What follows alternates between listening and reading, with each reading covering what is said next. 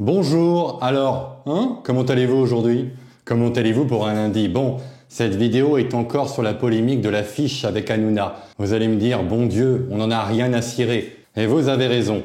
Mais si ça peut faire tomber la France insoumise, il faut en parler. Surtout qu'on a appris beaucoup plus de choses que la dernière vidéo, l'avant-dernière vidéo, pardon. On va voir quoi maintenant? On va voir les responsables de cette affiche, ça c'est génial. On va voir qu'il y a un schisme qui est en train de se faire au sein de la France insoumise et surtout quelque chose que je n'avais jamais vu à la télévision. Le timonier Jean-Luc Mélenchon se vautrait littéralement. Il s'est énervé, vous vous souvenez, comme histoire avec La République c'est moi. Eh ben c'est pareil. Il a fait la même chose en plein direct. C'est une catastrophe. C'est du pain béni.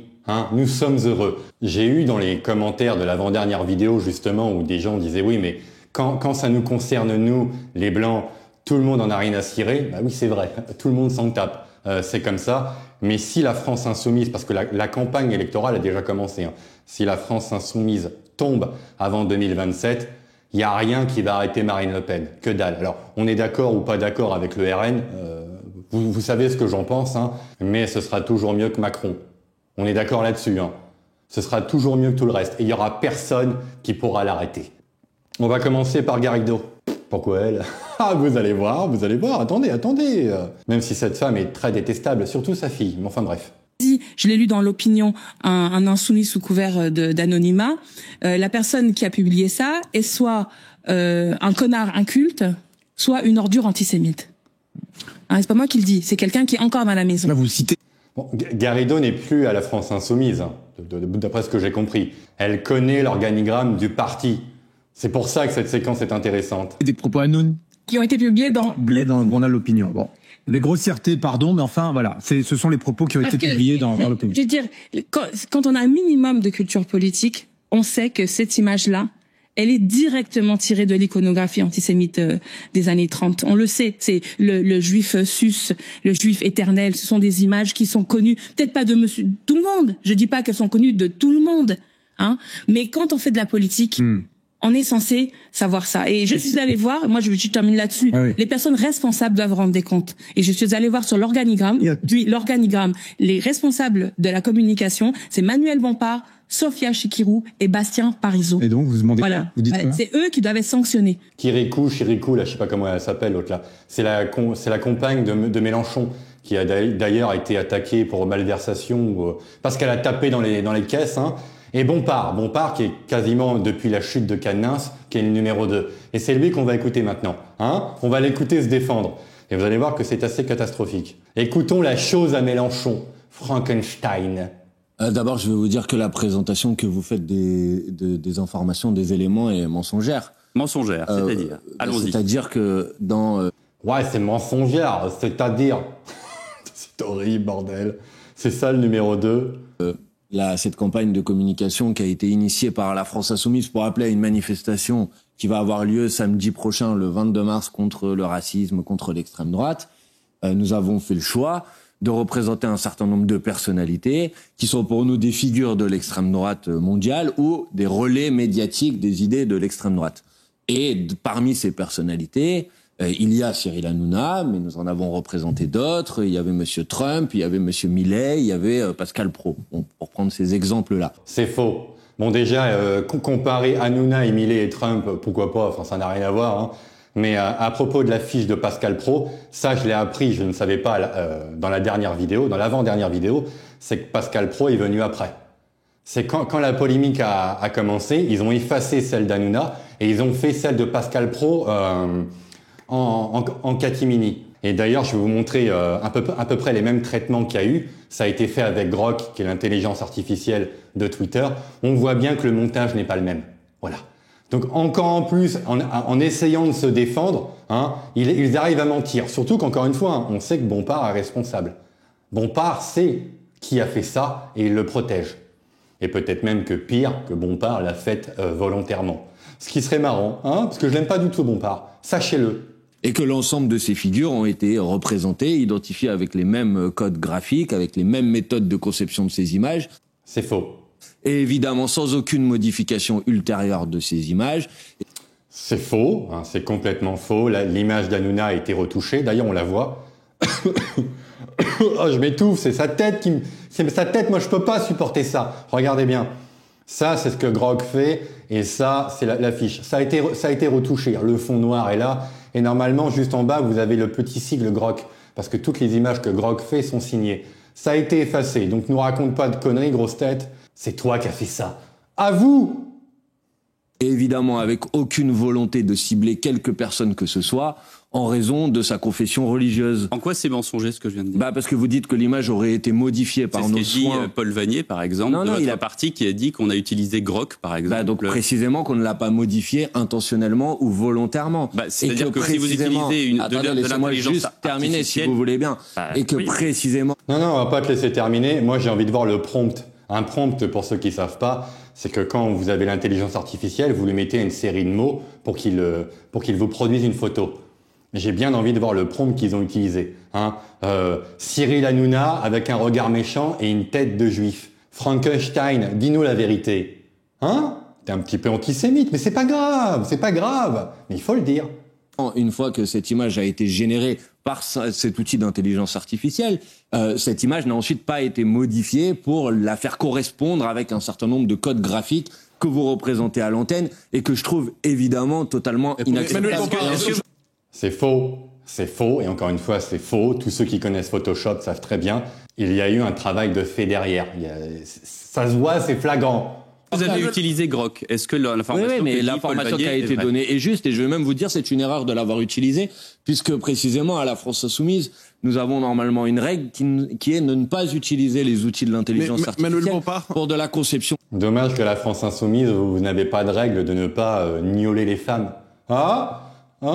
C'est un peu mieux d'avoir des principes un peu plus humanistes que de nous emmerder avec l'intelligence artificielle. Enfin, moi je dis ça, je ne dis rien. Graphique. Maintenant, je vais vous dire les choses franchement. La France Insoumise n'a jamais représenté, ciblé, visé, mis en valeur une personne en fonction de sa confession religieuse ou de son origine. Attendez, je vais vous répondre à vos questions. Mais vous venez de le faire. Vous l'avez fait, vous avez retiré la fiche en l'espace de 3-4 heures. Donc vous l'avez fait. Ce que tu es en train de dire, c'est totalement faux.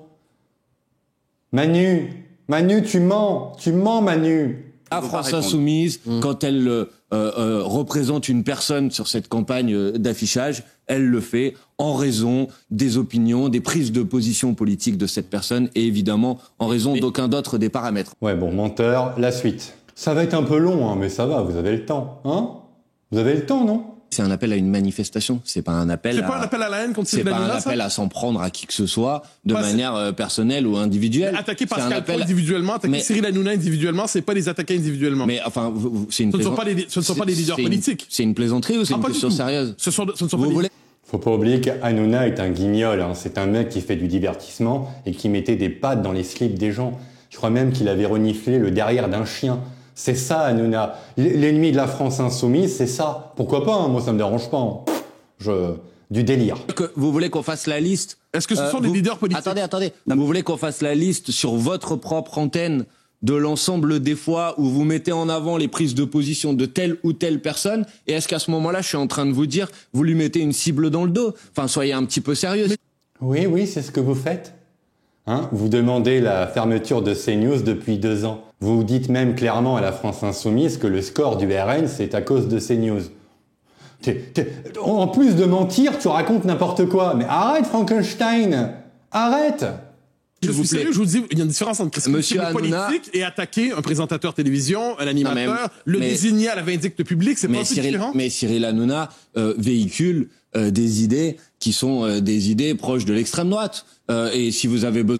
Renifler le derrière d'un chien, c'est pas ce que j'appelle être d'extrême droite. Pourquoi pas, Pourquoi pas? D'en avoir la démonstration, il suffit de voir que sur sa propre émission, plus de 50% du temps d'antenne a été attribué à des figures issues de l'extrême droite. Donc je pense que c'est tout à fait factuel de dire ça. J'ai besoin de vous rappeler... C'est vrai. Et ils avaient pris 2022 et sur une période de 3-4 mois, je mettrai des photos. Sur une période de 3-4 mois, ils avaient remarqué que 52% du temps, c'était des personnalités d'extrême droite qui étaient mises en avant. Sauf que sur tout 2022, pendant les élections présidentielles, ça a été lissé. D'ailleurs, la France Insoumise a passé beaucoup de temps chez Hanouna. Donc, tu mens. C'est un mensonge, mais pas vraiment. Bon, je te l'accorde. Vas-y, je te l'accorde. Et l'ensemble des condamnations par l'Arcom auxquelles Cyril Hanouna a dû faire face, j'ai besoin de vous en parler. Donc je vous propose. Moi, après, je vais vous dire franchement, je vais vous dire les choses sincèrement. Si vous voulez qu'on passe l'émission sur ce sujet, on va le faire. Mais alors, on va regarder vos propres responsabilités dans la propagation des idées racistes et antisémites dans ce pays. Et dans ce cas-là, je suis pas sûr que ça soit à votre avantage à la fin. Moi, je veux bien que tu me montres au moment où CNews a été antisémite. Quand même, on peut admettre qu'il se vautre avec le gouvernement israélien, à tort ou à raison. Hein. Mais nous raconter que CNews balance des trucs antisémites, c'est encore une fois un mensonge. Hein? C'est vraiment raconter des conneries. Bon, dernière petite séquence et après on passe à autre chose. Parce que moi, il m'énerve, il m'insupporte vraiment. Vraiment. On n'a pas des gens comme ça au RN. Ah, peut-être Tanguy, non, même pas. Je vous réponds sans aucune difficulté. Je vous dis que cette affiche a été supprimée à partir du moment où elle commençait à donner lieu à ce paramètre. Et je peux même vous dire sans aucun paramètre ce parallèle, pardon. Et je peux même vous dire sans aucun problème, sans aucune difficulté que manifestement, puisqu'elle a permis de faire ce parallèle, cette affiche n'aurait pas dû être publiée, ce visuel n'aurait pas dû être publié. Mais c'est toi le responsable. Dans l'organigramme, Garrido nous l'a dit, c'est toi le responsable. Tu l'as validé. Ou alors c'est Kirikou qui l'a validé. Ou un autre. Mais vous l'avez validé. C'est-à-dire que les petites mains de la France Insoumise, quand ils font des affiches, elles doivent être validées obligatoirement. Les mecs ne font pas ce qu'ils veulent. Donc l'un d'entre vous l'a fait.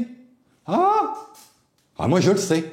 Voilà. Dénonce-toi, Bompard, dénonce-toi. Sans être, vous, en tant qu'humain, en tant que personne, sans être LFI ou quoi que ce soit, qu'est-ce que vous en pensez de cette affiche? Eh ben, je pense qu'à partir du moment où elle peut faire référence ou donner l'impression d'avoir eu une intention qui visait une personne en fonction de sa confession religieuse, il fallait pas la publier. Donc c'est pour ça qu'elle a été supprimée. Mais vous l'avez supprimée quand la polémique a commencé. Je veux pas le répéter, j'ai pas que ça à faire. Espèce de menteur. Tu mens, Bompard. D'ailleurs, c'est pas moi qui vais le dire. Maintenant, c'est un mec de CNews que je connaissais pas. Tu mens! Tu es un menteur! Mythomane. Revenons un peu en arrière. Quel est le but? Il y a une manifestation. Moi, ce qui me gêne en premier, c'est qu'on cible des personnes physiques, Hanouna et d'autres, pour un appel à une manifestation. Le combat des idées, c'est pas des attaques personnelles. Les attaques personnelles, c'est le vieux principe stalinien qu'on retrouve. J'attaque des gens, je mens, parce que là, il ment comme un arracheur de dents. C'est-à-dire, des photos de Cyril Hanouna, il y en a. Pourquoi? Il ment comme un stalinien. Ça c'est bon. Je l'aime bien. Comment il s'appelle, le vieux? Joseph Touvenel. Moi, je t'aime bien. La retoucher. C'est quoi le but d'une retouche? 1, c'est choquant de me mettre sa photo. 2, pourquoi la retoucher? Alors après, c'est de la faute à la machine. Ça tient pas. C'est vraiment la vieille méthode stalinienne. C'est-à-dire, au lieu de balayer devant ma porte, je prends mes ordures et j'essaye de les mettre dans le jardin des autres, en accusant notamment la chaîne CNews, c'est ce qu'il a fait ce matin, d'inviter des racistes. Moi, je n'en ai jamais vu sur cette chaîne. Et je pense que s'il y en avait, ils auraient été sortis rapidement. C'est pas parce qu'on est en désaccord avec LFI, c'est pas parce qu'on est en désaccord avec l'antisionisme de LFI, c'est pas parce qu'on est en désaccord avec des propos antisémites de membres de LFI qu'on a leur perversion. Ce qu'ils ont fait, c'est très, très pervers.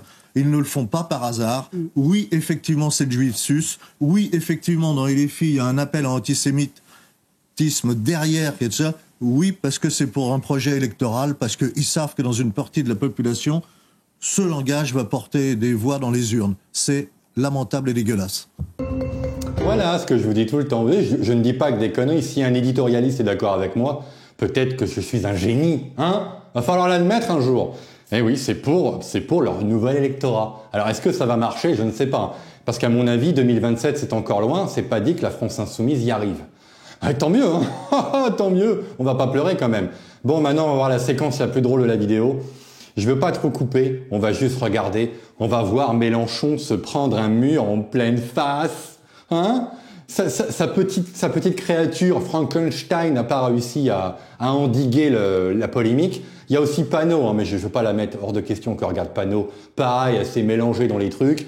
Ils se contredisent, non, c'est Grog, c'est pas Grog, c'est la faute de Trump, c'est la faute de Musk. Pas de souci. Mais là, on va voir le timonier se planter. Il va se planter comme ça, droit dans le mur. J'ai presque envie de pleurer. Vous êtes régulièrement accusé, en revanche, d'antisémitisme. Par qui? Vous avez vu aujourd'hui tout ce qui se passe autour de ce qu'on peut... Par moi appeler l'affaire Cyril Hanouna, cet animateur de télévision caricaturé. Qui, monsieur Le Tellier? Vos opposants de droite, par exemple. Oui. Ils vous accusent de ça. Oui. Et vous pensez que c'est juste ou pas? J'en sais rien, je vous dis, ils vous accusent... Donc voilà ce que vous êtes en train de faire. Non mais comment vous envisagez... Comment vous envisagez... Oui, là, ça commence. Le vieux, il est pas content, le vieux. On réécoute. J'en sais rien, je vous dis, ils vous accusent... Donc voilà ce que vous êtes en train de faire. Non mais comment vous envisagez répliquer ou contrer les accusations d'antisémitisme? Il y a des discussions sur le sujet. Moi, je dis, on ne peut rien contre ça. Bien faire notre travail et laisser brère. Pourquoi? Parce que c'est une offensive, cher monsieur Le Tellier, politique, vous venez de le dire. Oui, c'est une offensive, bien sûr, mais laissez brère, vous avez essayé. Il aurait mieux fallu faire tomber Bompard, prendre un mec comme ça au hasard, comme le RN fait, hein, et le dégager manu militari, et peut-être que ça aurait été endigué. Mais vu que vous avez raconté des conneries pendant 3-4 jours, ben maintenant, tout le monde vous écrase la tête. Hein. Même Glucksmann, hein, Attal, on a vu qu'il est en Israël, il parle de ça. Tout le monde parle de ça parce que le but, aujourd'hui, c'est d'écraser la France insoumise. Hein? Bon.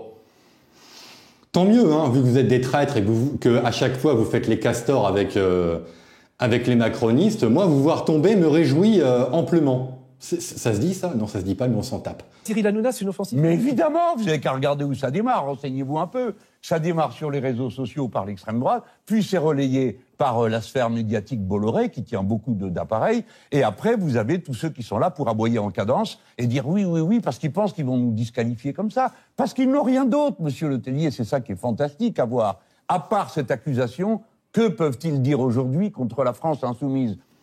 Cotino, un réseau de PEDO. Hein?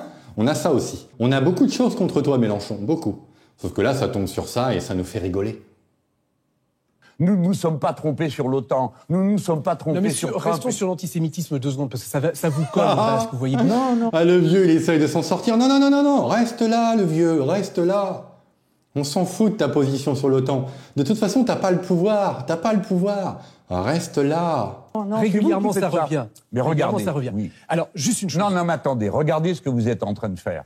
L'extrême droite accuse, puis ça monte dans la sphère Bolloré. Puis tous les gentils, comme vous et les autres, disent « Ah, quand même, il y a un problème. » C'est-à-dire que vous nous recollez la pancarte. C'est exactement comme ça qu'on fait pour attribuer une étiquette. Par exemple, vous êtes radin. Tout le monde le sait, personne ne le dit. Cyril Hanouna. Non, mais attendez, vous êtes radin ou pas? Là, je comprends pas ce qu'il est en train de raconter. Vraiment, on arrête de rigoler. Je comprends pas pourquoi il sort ça. On le réécoute. Vous êtes radin. Tout le monde le sait, personne ne le dit. Cyril Hanouna. Non, mais attendez, vous êtes radin ou pas? Est-ce que ça a été une erreur ou pas? Écoutez, vous êtes radin ou pas? Non. L'affiche Cyril Hanouna, c'est une erreur ou pas? Mais écoutez, monsieur... Je comprends pas pourquoi il a voulu sortir ça. C'est éclaté au sol. Mon Dieu, il est même pire que Roussel. Il est même pire que Sandrine Rousseau, là. Je comprends pas, radin. Pourquoi vous me posez cette question? De quel droit? De quel droit? Qui vous êtes? Parce que c'est vous. Vous m'accusez? Est-ce que vous m'accusez? Pas du tout. Alors, taisez-vous. Vous êtes en train de continuer une campagne qui a démarré à l'extrême droite contre nous. Il fallait pas publier ce visuel. Alors, attendez. Donc, question. maintenant, on demande à l'extrême droite ce qu'on peut publier ou pas. Vous pensez que la tête de monsieur Hanouna, comme la mienne, ne peut pas être caricaturée? Donc maintenant, il avoue que si on n'avait rien dit, si l'extrême droite avait rien dit comme il dit, il les aurait laissés. Donc il valide l'affiche et il valide le fait qu'elles sont antisémites. Si on n'avait rien dit, il l'aurait pas enlevé. Voilà. Il se vautre complètement. Mélenchon, tu te vautres littéralement. Est-ce que tu es radin, Mélenchon? Est-ce qu'on a compris? Oui, t'es radin. Hein? Ou pas. Vous pensez que la tête de monsieur Hanouna, comme la mienne, ne peut pas être caricaturée? Moi, je suis caricaturé continuellement. Vous voulez que je vous montre les caricatures de Charlie Hebdo? Et ça n'est pas de l'antisémitisme. Pourquoi ça serait de l'antisémitisme? Ça suffit. Ça suffit maintenant.